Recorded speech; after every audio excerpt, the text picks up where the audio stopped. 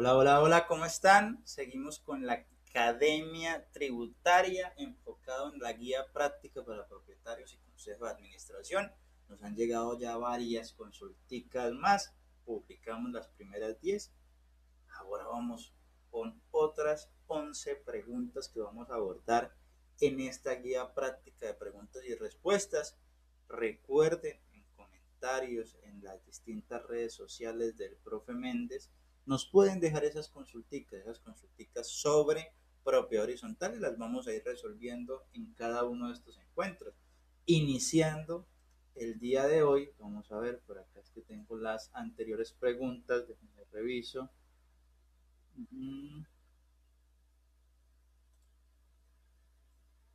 Esta fue nuestra última pregunta. En el anterior encuentro, si usted no ha visto las anteriores consultas, devuélvase a nuestro video anterior y ahí podrá consultar las 10 preguntas iniciales que nos consultaron. Tenemos esta consulta, ¿listo? Vamos a comenzar con esta consulta que nos llega desde TikTok. Nos dice, en la última asamblea de mi conjunto, se armó un problema porque unos decían que cada apartamento tiene un voto y otros decían, dentro de esos copropietarios, que se debe de votar obligatoriamente por coeficiente de propiedad y pues mi apartamento es mayor, entonces yo tengo mayor porcentaje de coeficiente electoral. Entonces desde ahí nos dice, venga, André, las decisiones de asamblea se votan por un voto por apartamento o por coeficiente de propiedad. Entonces eso está contemplado ley 675, artículo 37 y algunas sentencias como por ejemplo la C522 y la C738 de la Corte Constitucional. Entonces ahí nos hablaban iniciando, vamos a responderle, dependiendo del tipo de decisión. Entonces, desde ahí es donde vamos a comenzar a decir, bueno, profe, vamos a analizar. Entonces, en copropiedades residenciales, las decisiones de contenido económico, o sea, cuando hablamos, por ejemplo, aprobar presupuestos, cuotas extraordinarias, se deben de votar según el coeficiente de copropiedad de cada unidad. Es decir, el voto de cada copropietario vale proporcionalmente a su porcentaje de la propiedad. En cambio, las decisiones de contenido no económico, o sea, cuando no hablamos de lo económico, ejemplo de esto, elección de dignatarios, quién va a ser el presidente, el tesorero, el consejo de administración, el comité de convivencia, ahí sí hablamos y adoptamos desde ese espacio como una unidad, un voto, sin importar ese coeficiente. Entonces, en propiedades, de igual forma, exclusivamente comerciales, ya no estamos hablando de residenciales, sino unidades comerciales, mixtas. En general, siempre va a prevalecer la votación por coeficientes, salvo que el reglamento como tal disponga otra cosa. Entonces, aquí hacemos una pausa, dependiendo del tipo de decisión en copropiedades residenciales. Entonces, cuando es económico, vamos a hablar por coeficiente y cuando es temas que no son económicos, como por ejemplo elección de dignatarios, hablamos de una unidad, un voto. Ya cuando hablamos de copropiedades comerciales o mixtas, llámese centros comerciales, en donde hay puras, en donde en su mayoría, el 80-90% de la copropiedad son por oficinas, entonces en esas oficinas siempre se va a votar por coeficiente, por coeficiente. Entonces, desde ahí, por el coeficiente de la propiedad, su porcentaje equivale a el porcentaje de votación. Por ejemplo, nosotros administrábamos un centro comercial donde el 49% de la propiedad era un porcentaje de un banco específicamente. Entonces es importante, digamos, generar, digamos, ese planteamiento del coeficiente. ¿Por qué? Porque a no ser que el resto de copropietarios se uniesen para tomar una decisión, el voto principal de dicha copropiedad era de este banco como tal. Entonces, originalmente, La ley 675 indicaba que cada propietario vota de acuerdo a su coeficiente de la copropiedad. Eso lo señala el artículo 37 al definir que el voto equivale al porcentaje de dicho coeficiente. Entonces, sin embargo, aquí vamos a ser importante, la Corte Constitucional condicionó esa regla en el contexto residencial. Entonces, cuando nosotros hablamos del contexto residencial, la sentencia C522 del 2002 estableció que el tribunal, que las asambleas de conjuntos de viviendas, las decisiones de contenido no económico se adoptan siguiendo la fórmula una unidad, un voto. Y solo las de contenido económico se deciden con base a los coeficientes. Entonces, esta jurisprudencia reiterada luego con la sentencia que estamos planteando en la diapositiva C738 del 2002 armoniza que dicha decisión entre lo económico y lo no económico busca proteger a propietarios de viviendas que tienen unidades pequeñas, que tienen coeficiente bajo en asuntos cotidianos, en asuntos donde es elección de representación, elección de toma de decisiones dentro de los espacios de participación de la copropiedad. Entonces, en la práctica, para ir cerrando este punto, las copropiedades residenciales significan que es un apartamento igual a un voto para elecciones, asuntos disciplinarios, etcétera. Pero para aprobar cuentas, gastos o inversiones, el voto es proporcional a ese coeficiente. Esto está avalado bajo la misma sentencia. En esa sentencia se aclaró que aún en votación, un voto por unidad, se siguen aplicando las mayorías mínimas y máximas por ley. O sea que a pesar de que votemos tanto para lo no económico y lo económico, siempre debe ser proporcional para la toma de decisiones, sus porcentajes mínimos y máximos, que viene a ser, por ejemplo, para ciertos casos el 70% de la asamblea, entre otras decisiones. Entonces, aquí concluimos lo sencillo, lo dijimos desde el principio. Para decisiones que afectan el bolsillo siempre se va a tomar las decisiones desde los contextos porcentuales del coeficiente, y para las decisiones no económicas vamos a tomarlos como una unidad, un voto. Vamos a ver.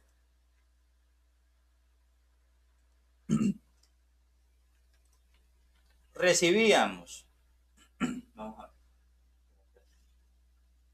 Nos llega otra consulta que nos comentan. Venga, administrador, profe Méndez, me subieron la administración casi al doble por 6 meses por conceptos de cuotas extraordinarias. ¿Eso sí es legal? ¿Puede la Asamblea General aprobar cuotas extraordinarias u otros gastos que no están previstos dentro del presupuesto del condominio? Entonces vamos a abordar este tema bajo dos puntos muy importantes. ¿Listo? Es verdad, inicialmente, para responderle la consulta, sí, la Asamblea como máxima autoridad puede autorizar gastos adicionales no contemplados en el presupuesto ordinario. ¿Qué es el presupuesto ordinario? Administración, vigilancias, jardinerías, piscina, gastos proporcionales a esto. Desde ahí, entonces nosotros desde la Asamblea podemos aprobar esos gastos adicionales como un concepto nuevo que vamos, porque no lo habíamos resuelto en algunos temas, en algunas preguntas anteriores, como un concepto que se llama cuotas extraordinarias. ¿A cargo de qué? De todos los propietarios. Estas decisiones siempre van a ser de carácter económico, por lo que requieren siempre mayorías del coeficiente que señala la ley. Usualmente una mayoría simple de los coeficientes representados, salvo que el monto sea muy alto y active una mayor calificada. Entonces ya ahorita vamos a ver una explicación sobre esto. Dentro de las funciones básicas de la Asamblea, eso está en el artículo 38 de la ley, está aprobar presupuesto anual de gastos comunes y las cuotas también necesarias para cubrir estos gastos comunes. Implícitamente esto incluye la facultad de aprobar gastos extraordinarios y expensas comunes adicionales cuando surjan esas necesidades imprevistas. Ejemplo, el transformador que se quemó de la copropiedad como tal. Entonces el Código Civil define las expensas necesarias y útiles no necesarios. Entonces la ley 675 en su artículo 46 nosotros enumeraban ciertas decisiones que requieren de por sí el 70% de votos. Entre ellas, en su segundo punto, la imposición de expensas extraordinarias cuya cuantía total supere en 4 veces el valor de las expensas necesarias mensuales. Entonces quiere decir que si su cuota extraordinaria no supera este valor de 4 veces la expensa necesaria mensual, no es necesario la aprobación del 70%, sino que se puede hacer con el coeficiente representado en mayorías simples, o sea, el 50 más 1. Pero si su cuota extraordinaria, a pesar de que usted la divida en 4 cuotas, pero sea hacia un mismo proyecto, supera las 4 veces el valor de las expensas, este valor debe de ser aprobado por el 70% de la asamblea. Entonces, tercero, la aprobación de expensas comunes diferentes a las necesarias. Esto significa que la asamblea puede aprobar, por ejemplo, una obra de mejora, que a pesar, como le dice en el Código Civil, no es un gasto necesario, o una reparación de emergencia, ya mencioné imprevisto, lo que mencionábamos como un transformador, el costo total debe exceder estas cuatro cuotas, entonces es necesario el voto del favorable del 70%. Entonces, si es menor a este tope, o sea, ¿qué pasa si es menor a este tope? Pues se necesitaría la mayoría simple, que viene siendo la mitad más uno. Entonces, desde ahí ya tenemos un concepto. Entonces, vamos al segundo punto. La cuota extraordinaria siempre va a ser ese mecanismo para cubrir faltantes o nuevos proyectos que el presupuesto ordinario no los va a cubrir. Entonces, ningún presupuesto puede prever esto o puede prever todo como tal. Por ejemplo, si aparece una grieta, ahorita nos pasaba en uno de los condominios que administrábamos, había una filtración de la piscina. Uno nunca, digamos, uno prevé mantenimientos anuales para las copropiedades, pero si hay un daño que no se tiene previsto, por ejemplo, que la piscina deje de fallar de un momento a otro y que el fondo de imprevistos, pues sabemos y conocemos que ese fondo de imprevistos pues necesita una aprobación distinta.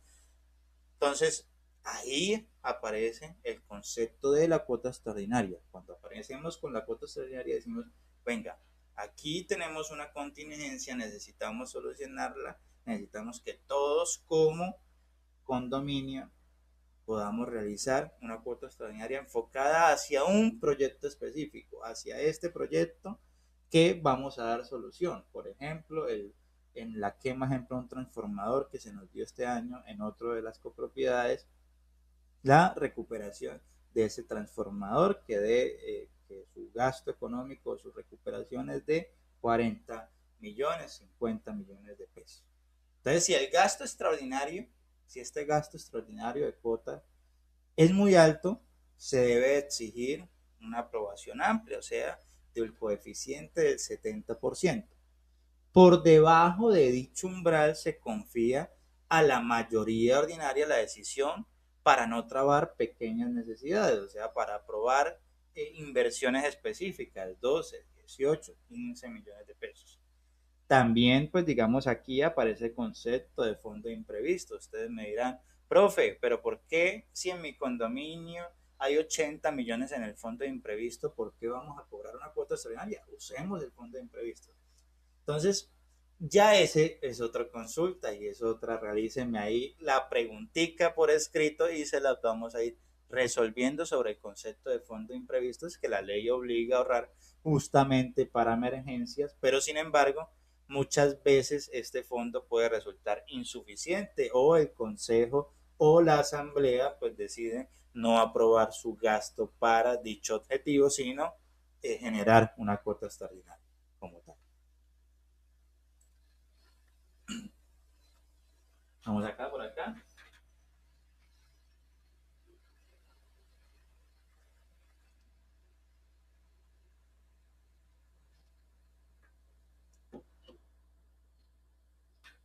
En la última asamblea de mi conjunto, el administrador presentó los estados financieros. Entonces el administrador presentó los estados financieros, pero la mayoría de propietarios no los aprobó porque encontraron inconsistencias, gastos que nadie entendía y cuentas que no cuadraban.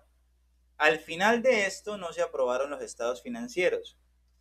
Profe, ¿qué pasa legalmente cuando la asamblea decide no aprobar esos estados financieros de la copropiedad?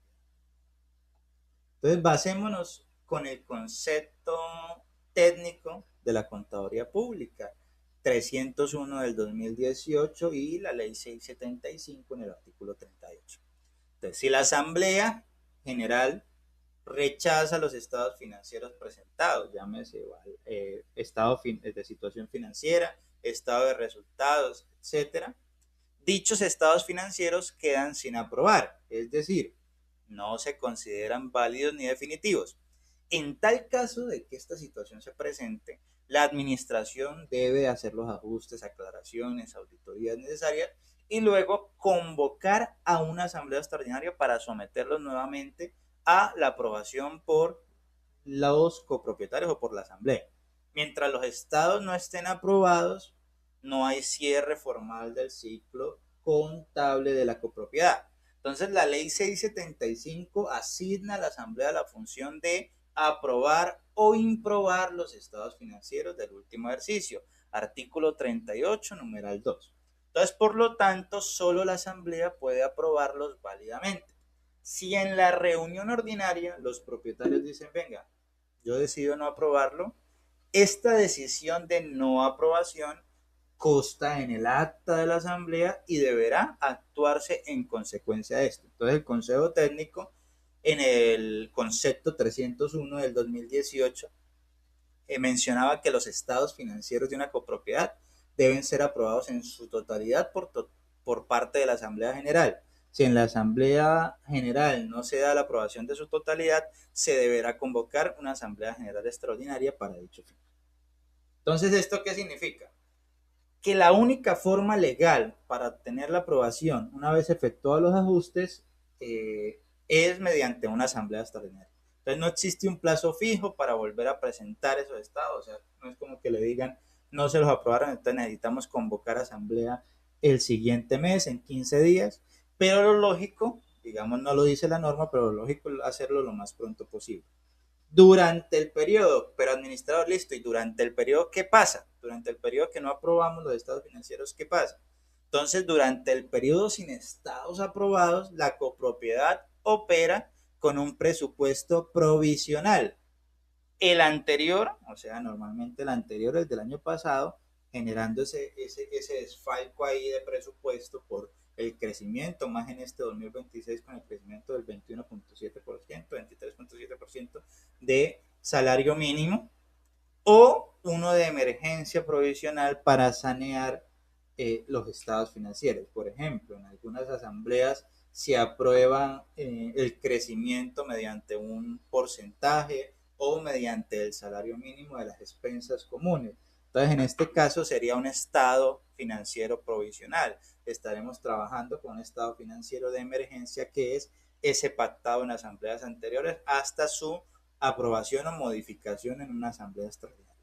Las autoridades fiscales, llámese revisor fiscal, podrá solicitar explicaciones si aplica, llegado el caso que vea algunas contingencias mediante o antes de que se haga, digamos, esa asamblea extraordinaria. Nosotros desde la experiencia recibimos alguna vez una administración con estados financieros no aprobados, con presupuesto no aprobado, en la asamblea de esta persona entrega la administración y en menos de un mes tuvimos que adaptarnos y citar una nueva asamblea extraordinaria donde logramos aprobar el estado financiero de nosotros y el presupuesto para el presente año. Pero eso generó, digamos, ahí una contingencia porque ya llevaban 4 meses de operatividad con presupuesto anterior, entonces eso se presenta normalmente.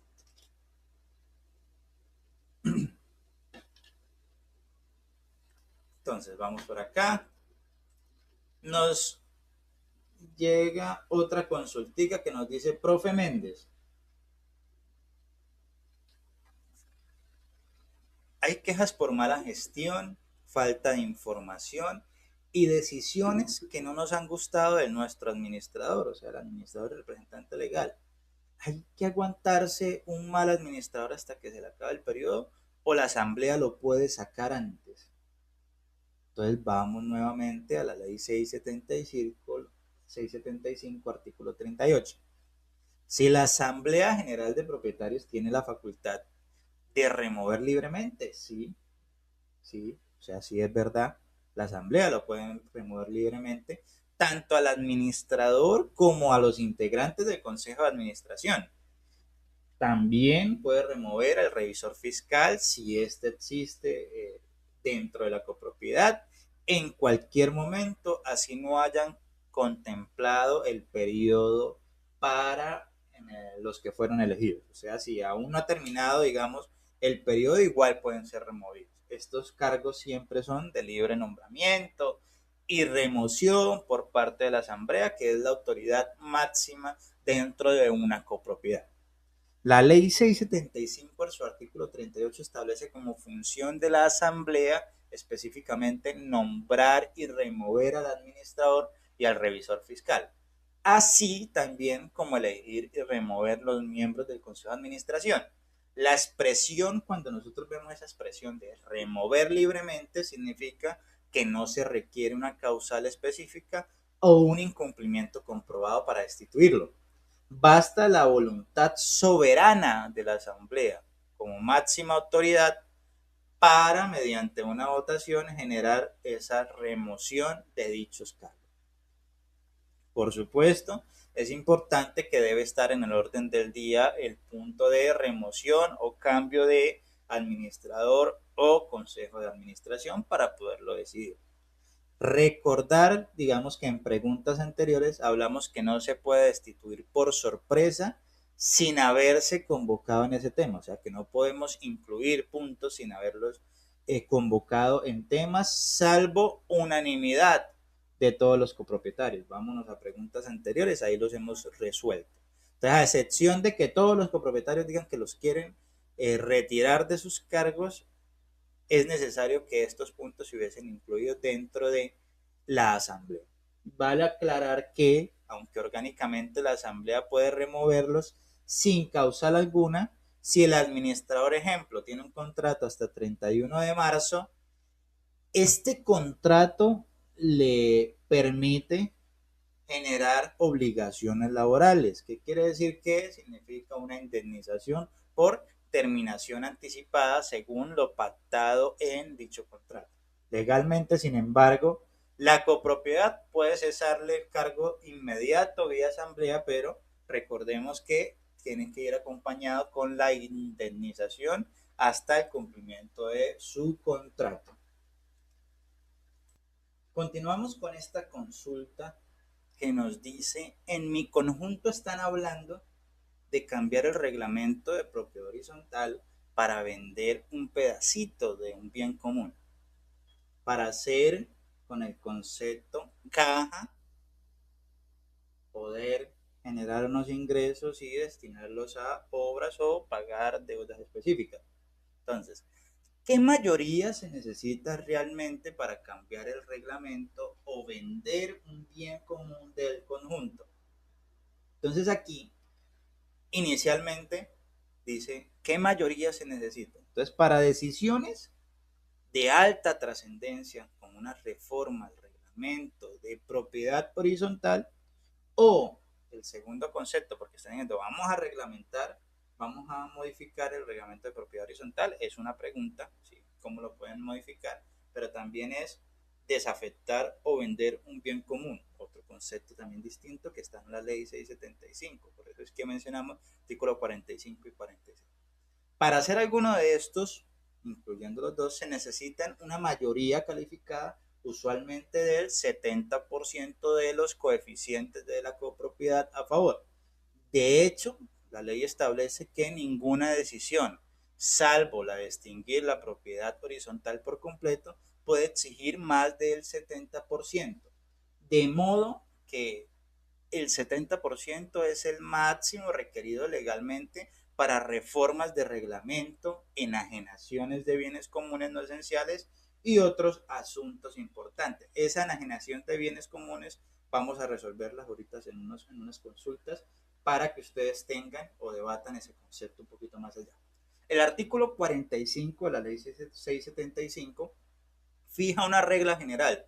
No se podrá exigir una mayoría superior al 70% de los coeficientes para ninguna decisión, excepto la de extinción de la propiedad horizontal.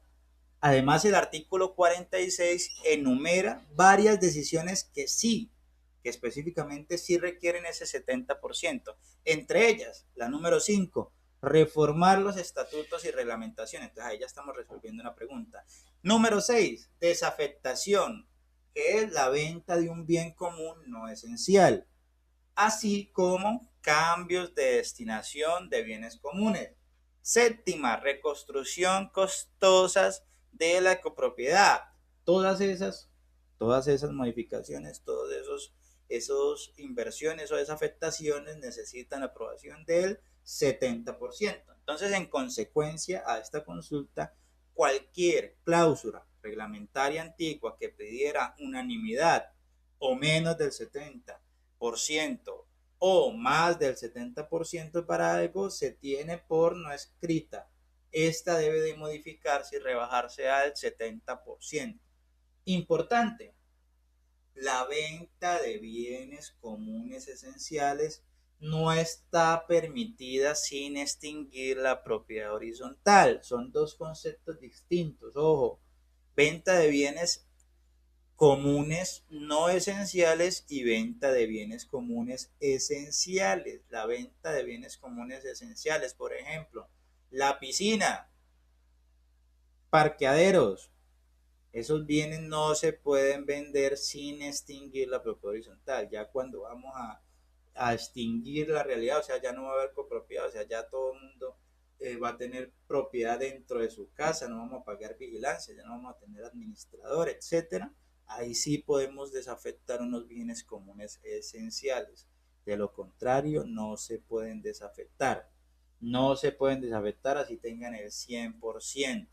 Solo los no esenciales pueden desafectarse con ese 70%, más obviamente en cumplimiento de ya los de por ley como permisos urbanísticos, que es el artículo 20, ley 675. Entonces aquí resolvemos, ¿qué es un bien común esencial? Aquel imprescindible para la estabilidad, seguridad y uso general. Ejemplo, las escaleras, las zonas verdes obligatorias, los cimientos, las estructuras dentro de un condominio de apartamentos, un salón social o apartamento de portería podrían considerarse no esenciales, se pueden vender con la aprobación del 70%, dependiendo de su uso. Entonces, la reforma del reglamento igualmente es importante volverlo a repetir, que requiere ese 70% de coeficientes totales aprobados para esa nueva escrituración. Para ir concluyendo, entonces, concluimos, listo. Para poder hacer esto necesitamos requerimos, una mayoría calificada del 70% de los coeficientes de propiedad.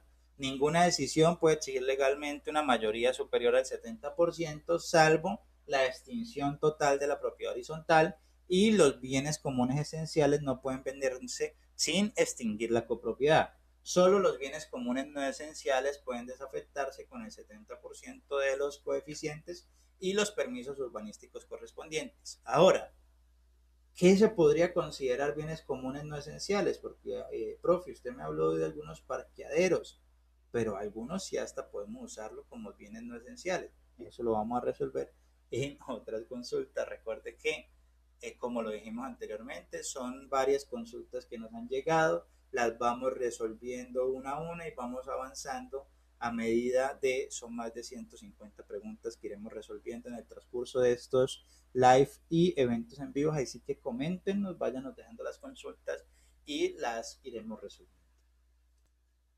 Continuamos, entonces, vamos a la pregunta que recibimos por acá. esta es un poquito más larga, nos decía que en el conjunto ahorita que están en temporadas de asamblea, ¿no? En el conjunto aprobaron algo que sentimos que es injusto. Venga, profe Méndez, esto se puede impugnar esa decisión que se acaba de tomar. ¿Cómo puedo impugnarla? Explíquenos un poquito más sobre esto.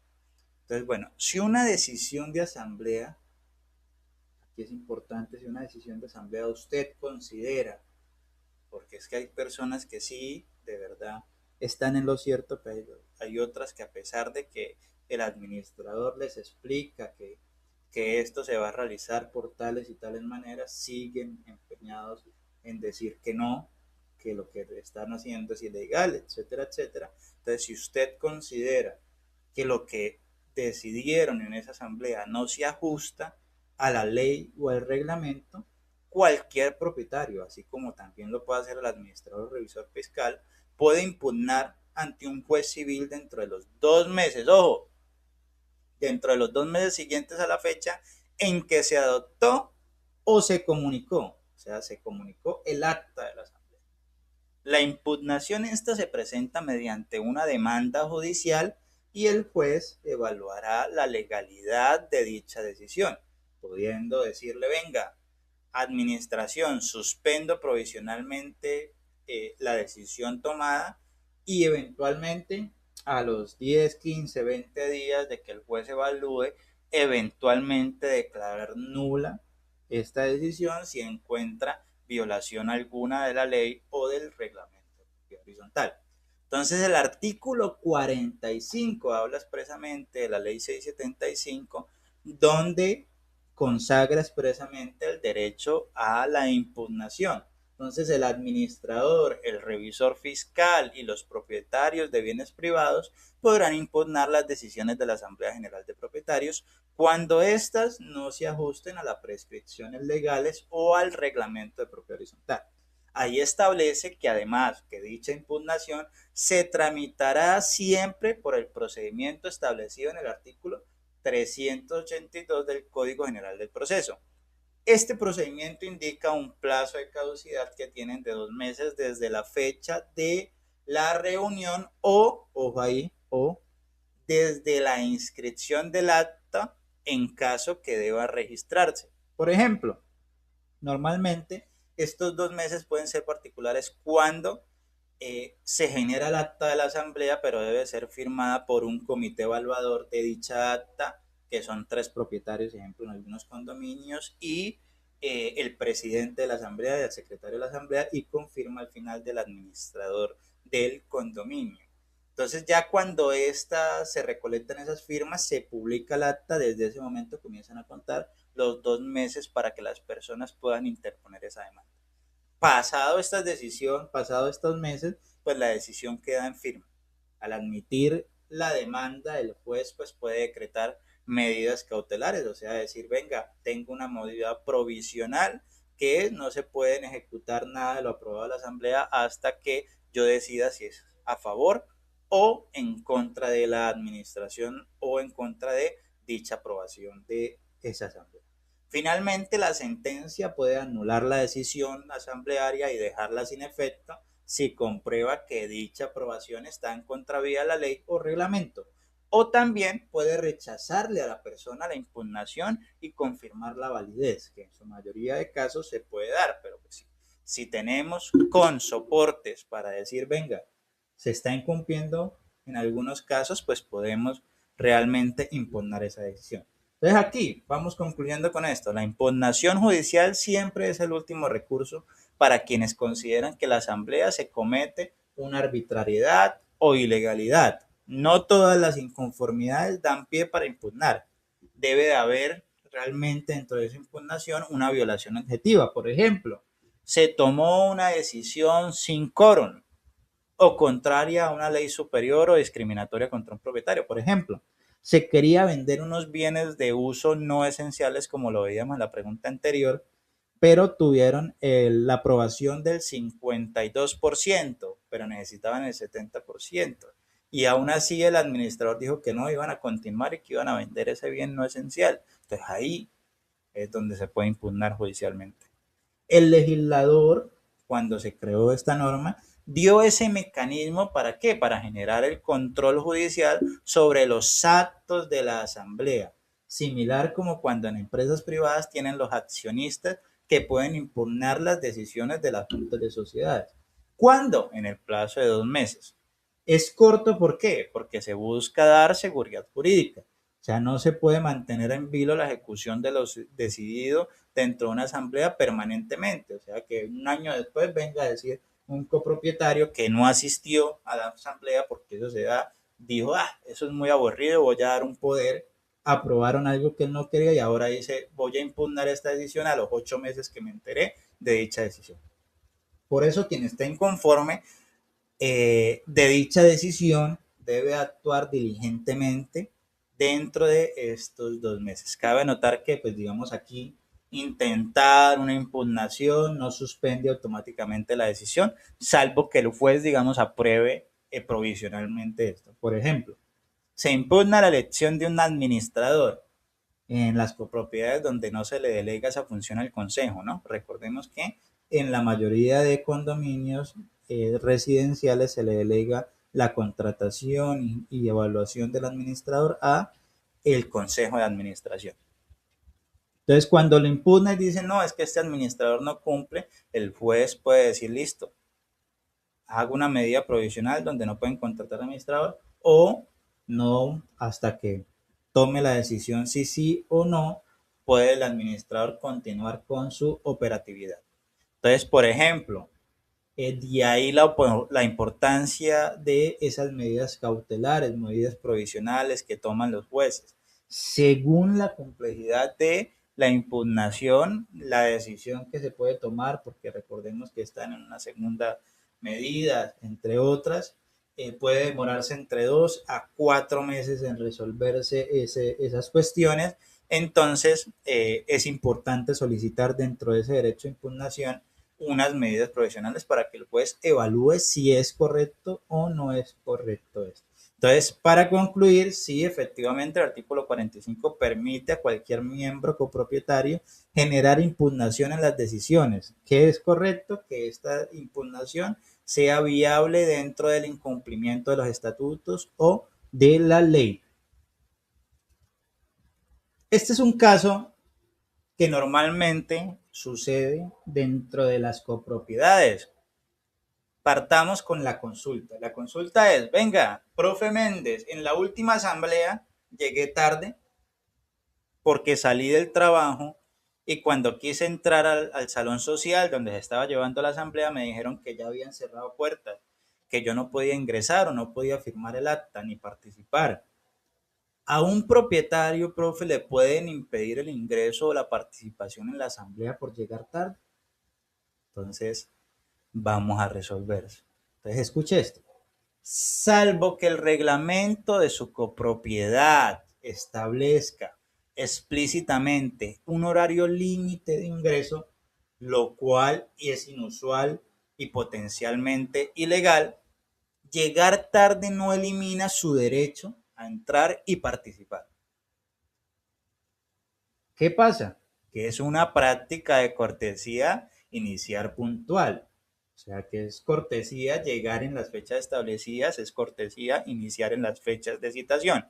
Pero negarle la entrada a un propietario tardío puede vulnerar sus derechos, especialmente si con ellos lo marcan como ausente y luego desean sancionarlo. Entonces lo correcto debe ser permitirle el ingreso, registrarle la hora y dejarlo ejercer su voz y voto desde el punto en el que él llega a la asamblea. O sea, si llegó en la aprobación de estados financieros, desde ahí en adelante, él puede ejercer su derecho al voto.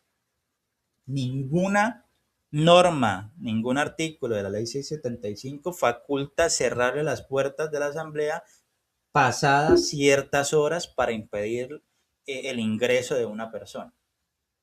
Si bien es deseable que todos estén, los propietarios estén desde el inicio, legalmente pues todos los propietarios convocados tienen derecho a participar, así lleguen después de instalada la reunión. Algunas copropiedades incluyen en sus reglamentos sanción por inasistencia y definen que se consideran ausentes quienes no se presenten antes de cierto momento, ejemplo 30 minutos después de la hora, incluso en esos casos que la sanción debe respetarse el debido proceso. O sea, no se puede privar a alguien del derecho de participar sin una base reglamentaria clara y sin escuchar sus motivos por qué no llegó. Entonces, ¿eso qué nos dice? La Corte Constitucional ha insistido en muchas ocasiones, o sea, no solo en esta, pero pues vamos a hacer énfasis en esta, que la administración o la actuación de la administración de la propiedad debe respetar derechos fundamentales como es el concepto del derecho a la defensa. Por ejemplo, en la sentencia 342 del 2015 se reprochó que se negara el acceso a un propietario moroso a la asamblea, afirmando que ahí se le vulneró el derecho de participación, como lo mencionábamos en videos anteriores. Además, si a alguien se le impide el ingreso y luego se le sanciona por una multa por no asistir, esa sanción debe de ser nula por no haberle permitido siquiera explicarle por qué él no asistió. En suma esto, digamos, la ley ni los buenos principios autorizan a dejar a un propietario tocando la puerta de afuera, sin ingresar, sin ejercer su derecho.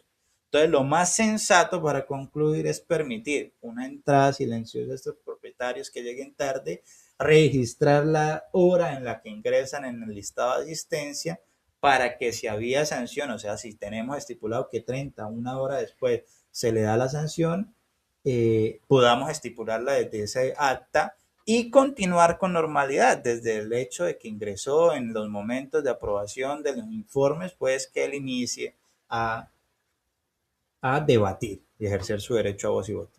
Si la persona llega cuando un punto ya se votó, pues obviamente esta persona no puede solicitar que se tome en cuenta su voto o retractar o modificar ese voto. Pero sí, pues puede ejercer su derecho al voto en los siguientes puntos específicos. Estamos en temporada de, de asambleas, entonces esto normalmente se da en común. Entonces vamos a tenerlo en cuenta este punto. Por eso cuando nos llegó la consulta dije este punto es muy importante, vamos a anotarlo para resolverlo. El administrador de mi conjunto nos envió la convocatoria a la asamblea el 18 de febrero y la citó para el 28 de febrero, o sea, 10 días. Varios propietarios estamos preocupados porque sentimos que no tuvimos tiempo suficiente para revisar la información ni prepararnos para estos. ¿Con cuánta anticipación se debe convocar legalmente la asamblea y qué información mínima debe traer esa convocatoria para que sea viable? Entonces vamos a resolverla muy corta y muy sencilla. Para una asamblea ordinaria se debe convocar con al menos 15 días calendario de anticipación. Ojo, calendario, no hábiles. Que hábiles sería de lunes a viernes, entonces estamos diciendo 15 días calendario de anticipación, sea mínimo 2 semanas. La citación escrita debe indicar claramente en esa citación fecha, hora y lugar de la citación.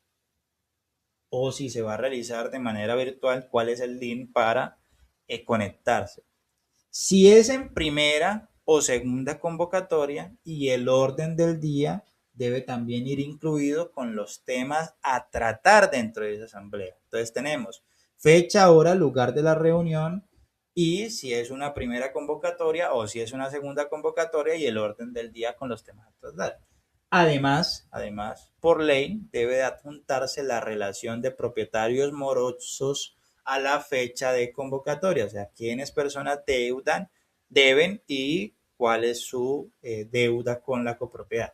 En lo posible se suele incluir también documentos relevantes, como lo son, si vamos a aprobar asambleas ordinarias, estados financieros, proyecto de presupuesto del año, para que ahí los propietarios los estudien con tiempo.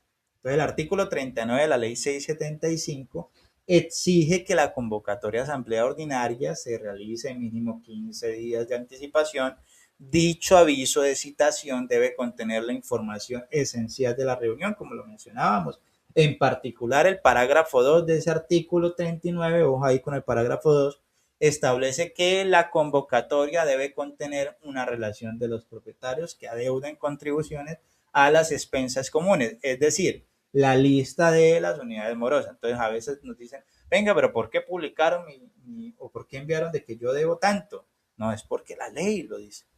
Por otro lado, el parágrafo 1 del mismo artículo indica que en el aviso de la convocatoria, sea ordinaria, extraordinaria o no presencial, se debe insertar sí o sí el orden del día. Y advierte, como lo mencionamos en videos anteriores, ojo ahí, el tema que se puede y que no se puede aprobar en las asambleas, se debe insertar el orden del día y advertirse que no se podrán tomar decisiones sobre temas fuera de este, como se explicó, este fue en el live anterior y esa viene siendo como la sexta, séptima pregunta. Entonces la normatividad nos dice expresamente que se adjunten documentos, pero es una buena práctica y a veces el reglamento lo exige, adjuntar casi que todos los informes que se vayan a presentar dentro de esa asamblea ordinaria. Para asambleas extraordinarias, la ley no fija un plazo mínimo, pero en ausencia, cuando no lo establece el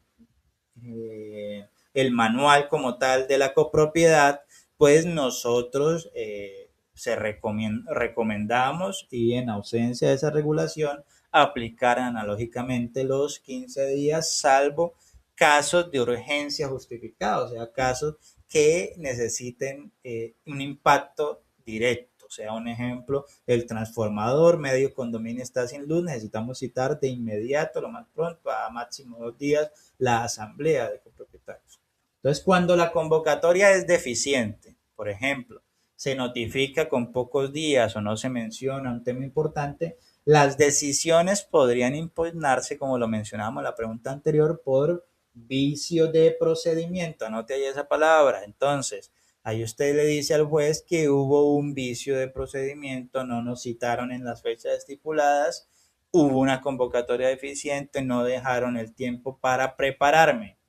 De ahí que administraciones y consejos cuiden este aspecto y es la invitación para que los consejos y el administrador tomen cuidado al momento de convocar.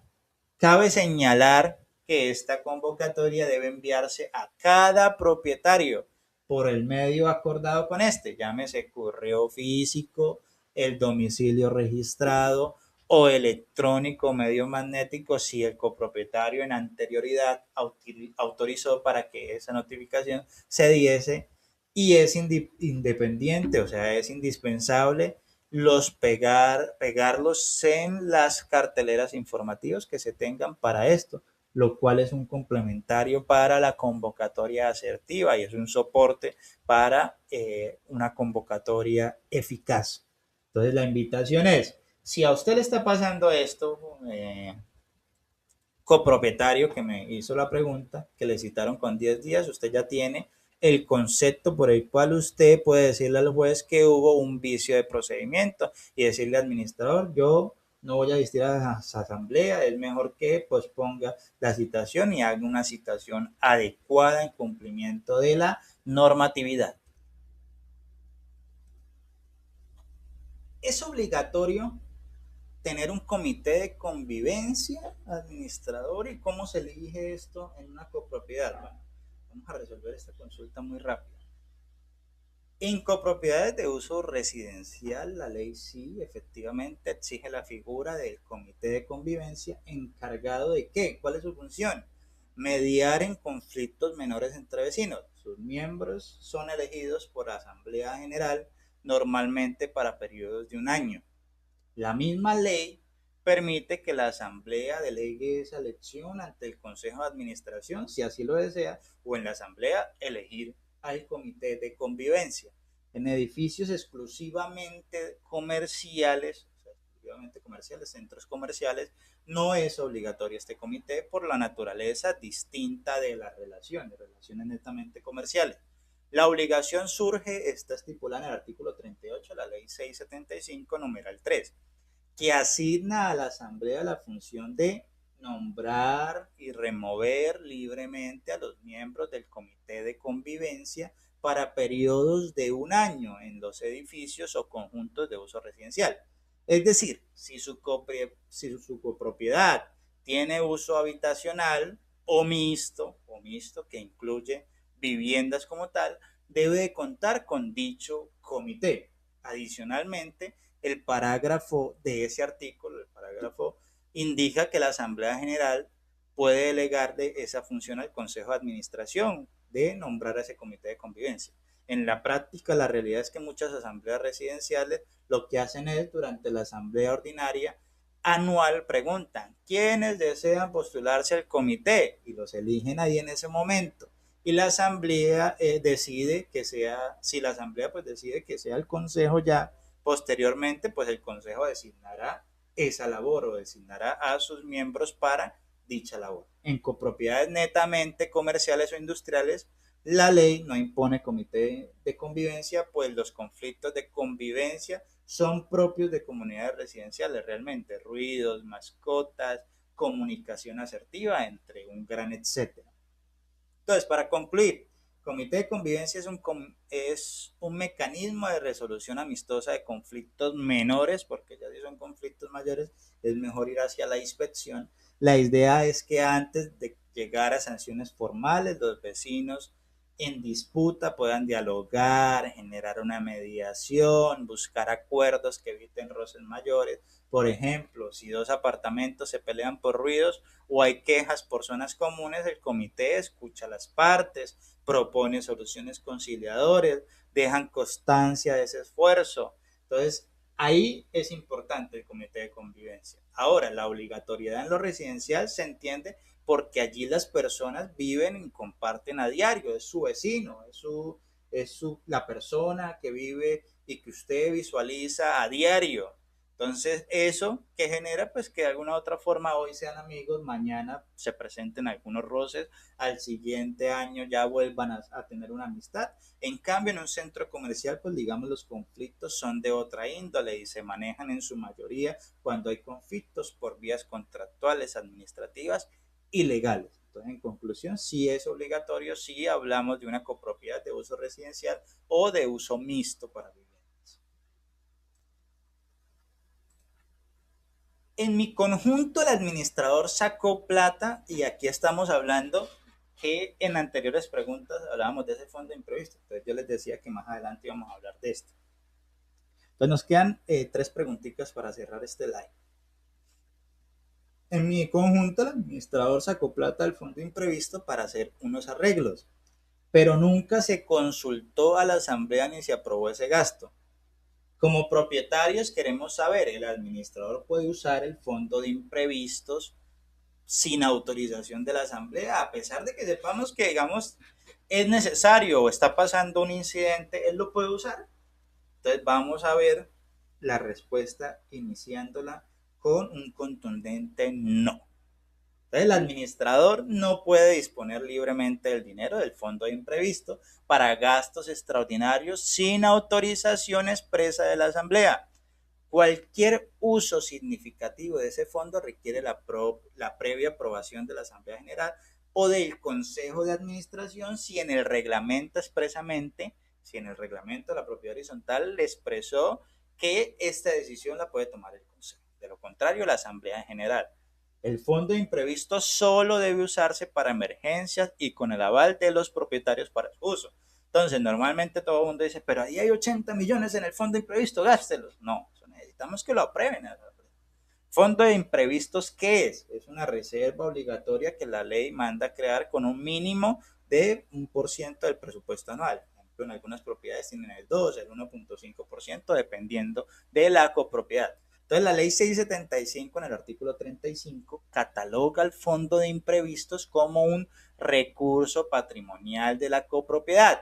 Entonces, ahí señala que se conforma con ese recargo del 1% que se presupuesta. Respecto a su uso también, si bien la ley misma no detalla el procedimiento en el artículo principal, se interpreta conforme al espíritu participativo. Entonces, la asamblea debe autorizarlo. De hecho, muchos reglamentos dicen expresamente, el administrador solo podrá hacer uso del fondo de imprevisto con autorización de la Asamblea. Entonces, el Consejo Técnico de la Contaduría, el concepto 0362 y 0182 del 2024, los dos conceptos fueron del 2024, han conceptuado cuál debería de ser ese uso del fondo de imprevistos. Entonces, ellos en ese concepto, en estos dos conceptos, han conceptuado que el uso del fondo de imprevisto sin aprobación asamblearia podría considerarse un manejo indebido del recurso. Incluso en esto, la ley, digamos, el administrador solo puede disponer de tales recursos previa autorización de la Asamblea General de conformidad con el reglamento establecido. Esto último coincide con lo que suele estar en los estatutos. El administrador necesita la venia asamblearia para tocar los fondos. Recordemos que durante la pandemia en el 2020 un decreto permitió temporalmente hacer uso del fondo para ciertas cosas sin la aprobación de la asamblea, ejemplo, por la imposibilidad de reunirse. Pero eso fue, digamos, una situación excepcional, digamos, se presentó esa situación en el 2020, pero que después ya fue retirada en su totalidad. Algunos reglamentos, entonces aquí la tareita es dar lectura a ese reglamento. Algunos reglamentos dan cierta flexibilidad sobre su uso. Por ejemplo, permite que el Consejo apruebe el uso del fondo de imprevistos hasta cierto monto en situaciones de emergencia inaplazables para no esperar asamblea. Si se rompió una tubería central un martes y que dejó sin agua todo el condominio, con el compromiso obviamente de esa situación, con el compromiso de informarle luego a la asamblea por qué es que se tomó esta decisión de un momento a otro. Pero fuera de emergencias inmediatas, emergencias o situaciones que sucedan de inmediato, siempre se debe de buscar la aprobación o la venia de los propietarios para no caer en uso indebido del patrimonio de la copropiedad. Ojo administrador y ojo copropietario, que usted también puede hacer uso de la legalidad y el cumplimiento de la normatividad ante un representante legal que se le hizo fácil gastar ese presupuesto. Vamos a cerrar con 4 consultas de respuesta rápida. Entonces, estos sí van para colocarlos en TikTok y en todas las plataformas. Entonces, ¿quién debe firmar el acta de la asamblea y qué pasa si no se hace, administrador? Entonces, el acta de la asamblea general de propietarios debe firmarla el presidente de la reunión, o sea, el presidente que iniciando en el orden del día decimos, vamos a elegir presidente de la asamblea y secretario para esta asamblea. Así lo exige la ley. Si por alguna razón el presidente o el secretario no pueden o no desean firmar, entonces esto nos da que existe o posiblemente existe una carencia de legalidad de dicha asamblea y el único que puede soportar la decisión de esta asamblea puede ser revisor fiscal para dar una fe pública. Si ninguno firma, ninguno de estos 3 personas firman, el acta carece de valor probatorio pleno y podría ser objeta de reconstruirse, corregirse o modificarse. Entonces el artículo 47 de la ley exige que las decisiones de la asamblea se harán constar con actas firmadas por el presidente y secretario de la asamblea o de la misma. Entonces además ahí está añadido que una copia del acta debe de estar suscrita y debidamente publicada y será como prueba suficiente de los hechos que consten de ella, mientras no se demuestre obviamente una falsedad o una solicitud ante aspectos legales. Esto se alinea con, digamos, la analogía del Código de Comercio en el artículo 431, que aplicado a la propiedad horizontal indicaría más o menos como que el presidente y el secretario deben de firmar las actas y si alguno no puede, el revisor fiscal firmará en su reemplazo. Entonces, ¿quiénes son presidentes y secretarios? Esas personas son los elegidos al inicio de la asamblea por los mismos propietarios y usualmente y en su mayoría algún propietario es elegido para presidir y otro propietario o el administrador, dependiendo, cumpla sus veces como secretario. ¿Estos cargos qué son? Estos cargos son ad hoc para esa reunión. Si, por ejemplo, el presidente se retira sin firmar, el revisor fiscal que estuvo presente pues puede firmarlo. Normalmente en la realidad es que construir el acta no se hace de inmediato, entonces mientras se realiza la transcripción del acta y una vez terminada ese acta se le hace llegar al presidente y el presidente la lee y la firma si cree que está correctamente, se le hace llegar la grabación para su verificación de cumplimiento de igual forma. Segunda pregunta, ¿es obligatorio tener consejo de administración y cuántos miembros lo conforman? Entonces depende. Nuestra respuesta es depende. ¿Depende de qué, profe? Del tamaño y destino de la copropiedad. Para edificios o conjuntos de uso residencial es obligatorio tener consejo de administración. Sí, pero solo si hay más de 30 unidades privadas, excluyendo los garajes y los depósitos. Si son 30 o menos unidades residenciales, o sea, si es un apartamento o un edificio de solo 15 unidades residenciales, es opcional crearlo. Entonces, el Consejo de Administración en usos residenciales es obligatorio si hay más de 30 unidades privadas. Si no lo hay, ya es autonomía de eso.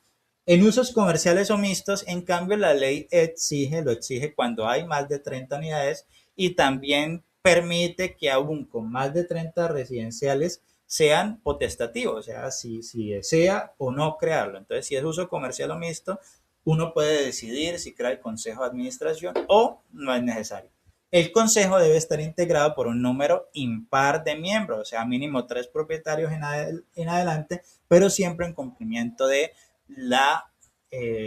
ser impar, ¿no? En algunas copropiedades que ya se pasan son 80 casas, 80 propiedades, 80 viviendas y hay 13 consejeros, entonces es muchísima gente. La ley 675 en su artículo 53 se refiere a la obligatoriedad del Consejo de Administración. Entonces ahí establece que en edificios o conjuntos de uso comercial o mixtos con más de 30 bienes privados, ahí no estamos contando estacionamiento ni depósitos, deben tener un Consejo de Administración integrado por un número impar de por lo menos 3 propietarios. En aquellos de 30 o menos bienes bienes o menos viviendas, será potestativo. ¿Qué es potestativo? Opcional, o sea, crear ese organismo.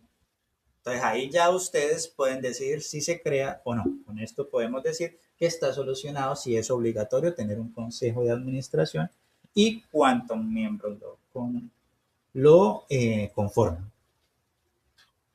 Siguiente pregunta, vamos cerrando con estas. Un administrador puede negarse a dar respuesta a un derecho de petición presentado por un arrendatario. Ojo, la ley 675, artículo 1, sentencia C-318 del 2 de mayo del 2002.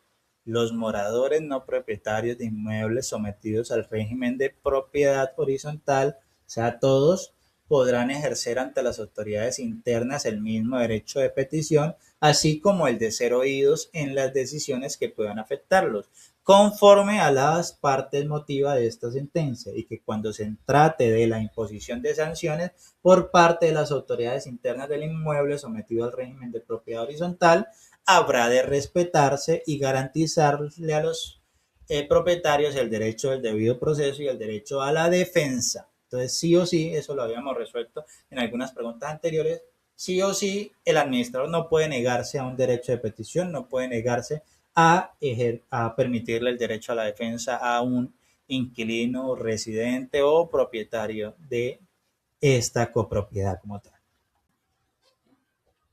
Bueno, esto es todo por el día de hoy. Gracias por aprender con nosotros. ¿Tienes dudas, inquietudes sobre tu conjunto residencial?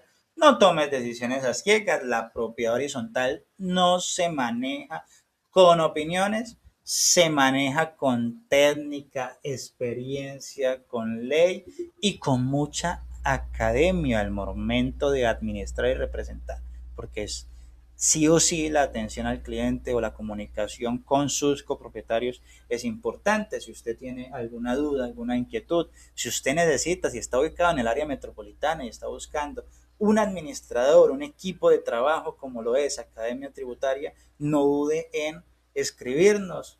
André Méndez, contador público, administrador de empresas, especialista en gerencia financiera, especialista en gestión pública y maestrando en administraciones. Ahí está mi número telefónico, mi correo, nos puede contactar por alguna de nuestras plataformas y con gusto estaremos dispuestos a presentarles nuestras propuestas de trabajo y generar reuniones tanto virtuales como presenciales. Muchísimas gracias y sigan conectando, compartiendo con sus amigos y amistades sobre la posibilidad de propiedad horizontal y sobre sus consultas, dudas e inquietudes.